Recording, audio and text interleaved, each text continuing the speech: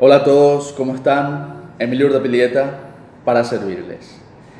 Retomamos esta serie que estamos haciendo sobre los autores contrarrevolucionarios que marcaron época, que marcaron tendencia, que marcaron historia. Quizás no sean los más importantes, quizás haya otros que hayan desarrollado mucho mejor ciertos aspectos de las ideas contrarrevolucionarias, pero sin duda alguna los que estamos mencionando, son los que, digamos, dieron nacimiento a la escuela del pensamiento contrarrevolucionario, fueron los que la popularizaron, fueron los que sentaron las bases fundamentales para el desarrollo de este pensamiento. Y si vamos a hablar de contrarrevolucionarios, pienso que es tiempo, pienso que es momento adecuado para traer a la palestra a no otro, sino el rockstar de los contrarrevolucionarios, el legendario conde Joseph-Marie Dalmacy de Maistre, el conde de Maistre, Joseph de Maistre, como quieran llamarlo. Mencionar su nombre es más que suficiente, es como decir el conde Drácula para algunas personas. Y el conde Joseph de Maistre, de hecho, es posible y probablemente el más sólido, el más reconocible, el más influyente de todos los autores de las ideas contrarrevolucionarias en la Europa del siglo XVIII, XIX, XX, incluso XXI. Y no solo en Europa, sino también en gran parte del mundo, en América inclusive. Pero sabemos que es el conde de Maistre se nos puede escapar de las manos, puesto que su obra es muy amplia, puesto que su pensamiento es muy sólido, es muy rígido, es complejo a veces, inentendible a veces para quienes no han vivido o quienes no pueden transitarse y ubicarse en la situación de ese tiempo, en la Europa de ese tiempo. Para nosotros en América, de repente, las ideas contrarrevolucionarias o las ideas monarquistas o hipermonarquistas nos parecen extrañas y chocantes, pero el conde, con gran uso de la ilustración, con gran uso del conocimiento al que se llegó, a los niveles de conocimiento que se alcanzó a finales del siglo XVIII, principios del siglo XIX, con gran uso de su penetrante visión y su sólida interpretación de las cosas, a veces muy rígida, a veces muy dura y muy encasillada, pero sin salirse jamás de la esencia fundamental y sobre todo de la penetración y de la necesidad de análisis objetivo dentro de todo lo rígido que pueda haber. Nos legó obras que son influencia fundamental para varios autores. En América, Nicolás Gómez Dávila, incluso en toda Europa, sus ideas alcanzaron a Robert de Lamennais en Francia, al Vizconde de Bonald, a quien ya hemos mencionado. Alcanzó sus ideas a un grupo importante de contrarrevolucionarios y de tradicionalistas en el centro de Europa, a Jean-Baptiste Vico en Italia, a Helmholtz en Alemania, o en lo que entonces eran los Estados Confederados del Rin, al príncipe Metternich en Austria, en el futuro imperio austrohúngaro, o sea, incluso en Rusia que de repente terminó convirtiéndose en uno de los grandes bastiones contrarrevolucionarios, y eso fue por la influencia, y no solo influencia, sino la misma presencia y enseñanza que hizo el conde Joseph de Maistre estando en Rusia, conociendo a la familia imperial rusa y participando de las cortes en la familia imperial rusa, junto a la familia imperial rusa. Pero hablar de la historia del conde tiene sus ribetes. Él nació en el reino de Nápoles, pero prontamente se estableció en Francia. Se educó con los jesuitas, el conde Joseph de Maistre siendo muy joven, estudió derecho, estudió leyes. Luego se introdujo en círculos de la entonces misteriosa masonería. No se sabía muy bien qué era en ese tiempo la masonería, no se sabía muy bien qué buscaban, muchas personas se metían, porque era la moda de la época meterse en la masonería. El mismo Wolfgang Amadeus Mozart se introdujo en las sociedades secretas, en la masonería, y muchos dicen que cuando él intentó salir rechazando los principios revolucionarios y antimonárquicos, los principios antinaturales que defendía esta masonería, Mozart decidió salirse, y muchos dicen que su muerte se debió justamente por haber traicionado a esos principios. Y el conde de Maistre también, como muchos aristócratas y muchos nobles de la época, formó parte de ello. Y así como hubo muchos que siguieron el dicterio, que siguieron la línea, que siguieron las enseñanzas destructivas y malévolas de la masonería que se formó, al menos que adoptó su forma moderna en el siglo XVIII, en 1717 en Inglaterra, hubo otros tantos que la conocieron de adentro y la rechazaron, que vieron la manera, vieron la forma de contrarrestar dichas enseñanzas, de contrarrestar esa moda que se transmitía a través de esos clubes secretos y esas sociedades secretas difundidas en toda Europa, y que luego ya pusieron base y sede en América. El conde de Maistre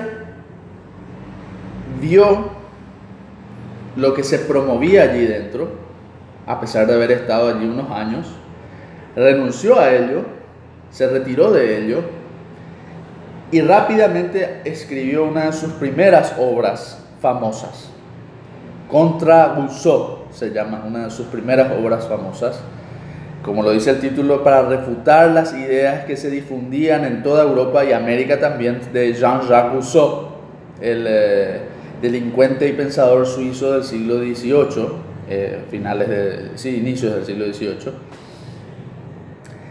Y en esta obra el conde de Maistre dice que no existe nada llamado contrato social. No existe tal cosa. No existe, esa idea es una idea falsa, es un sofisma. Porque toda intención de imponer algo a los seres humanos termina siendo rechazada, o termina siendo, como lo dice él mismo, una impostura. Por ejemplo, si se impusiera una constitución, si se impusiera una ley suprema para todos los ciudadanos en una determinada región, es evidente que no todos los ciudadanos estarán de acuerdo. Es evidente que habrán nuevos ciudadanos que al nacer, por ejemplo, una constitución se impuso en el año 1990, los nacidos en 1991, 92, 93 simplemente ya tienen que aceptar algo que ellos no eligieron, que ellos no pensaron, que ellos no analizaron, que ellos no votaron, que ellos no cambiaron, que ellos no propusieron. Entonces, cuando se habla de un supuesto contrato social en el que todas las partes se ponen de acuerdo para alcanzar un consenso sobre cómo debería regirse la sociedad, en realidad solo se habla de un grupo de personas determinadas que imponen su perspectiva sobre la sociedad y que la gran mayoría no tiene la capacidad de decidir sobre tal contrato social. Es una utopía, en el mal sentido de la palabra, lo del contrato social promovido por Rousseau, y que muchos tomaban como la panacea para el siglo XIX, para el siglo XVIII, siglo XIX, y que el conde Joseph de Maistre prontamente ya señaló los errores de esa idea. Prontamente ya señaló que está lejos de representar a todo el pueblo, lejos de ser algo permanente, lejos de ser algo que sea vigente de manera universal para todos los ciudadanos de una nación, lejos de cumplir con los órdenes establecidos por la naturaleza. La naturaleza pide que, según el conde de Maistre, la sociedad esté regida por sistemas jerárquicos y que el verdadero contrato social se cristalice en una persona.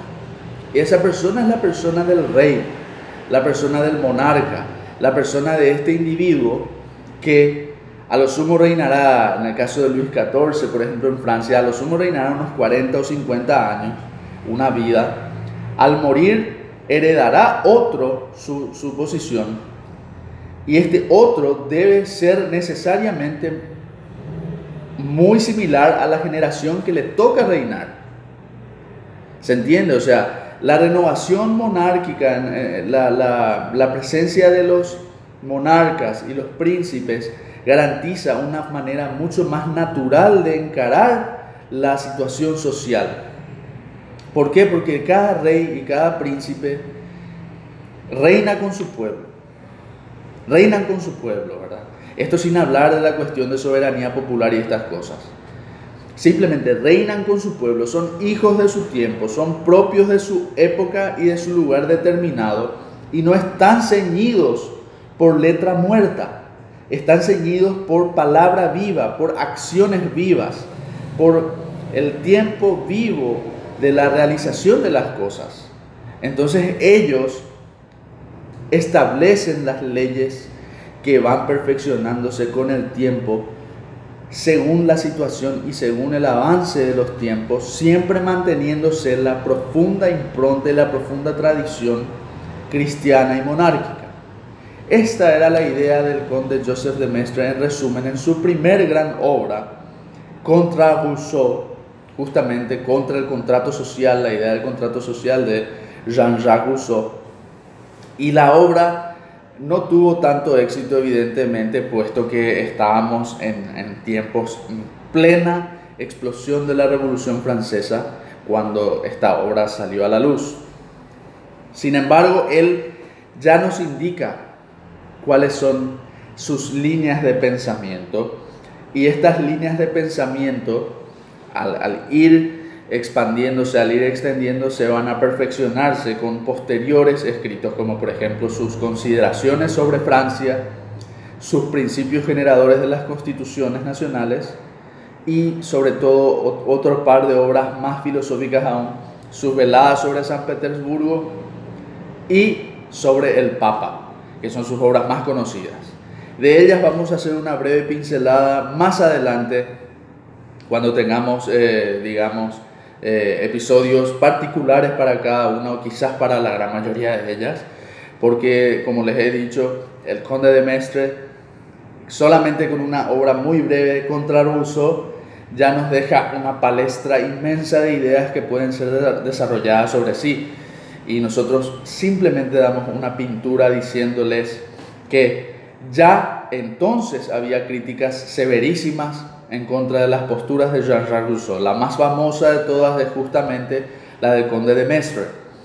El conde de Maistre, que nos dice que no existe tal contrato social, no existe algo así, porque ese contrato solamente rige para unos pocos. La gran mayoría no está unida y jamás estará unida ni regida por dichos contratos sociales, porque es antinatural pensarlo así.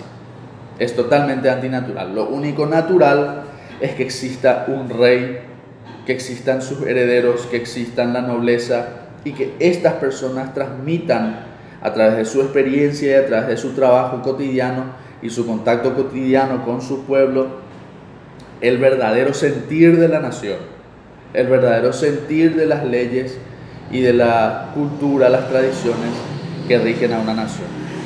Un contrato social, a lo sumo, en el mejor de los casos, solamente tiene vigencia mientras están vivas las personas que crearon dicho contrato. Pero da para pensar, ¿verdad? Da muchísimo para pensar, da muchísimo para analizar. La obra es recomendable, la obra es para que ustedes la busquen, la lean, saquen sus propias conclusiones. Evidentemente que yo no les voy a dar las conclusiones ni les voy a decir esto es la posta o esto es mentira. Yo simplemente les transmito la idea para que ustedes puedan acercarse, intentar leer más sobre de Maistre, intentar leer más sobre esta obra que les mencioné y sobre las posteriores obras que iremos mencionando sobre este gran pensador contrarrevolucionario, el más famoso, el más célebre de todos, de quien se ha dicho mucho, pero también hablaremos sobre lo que han dicho de él más adelante. Deja tus comentarios y estaremos en contacto para la próxima emisión, así es que les mando un saludo, que pasen muy bien. Hasta la próxima.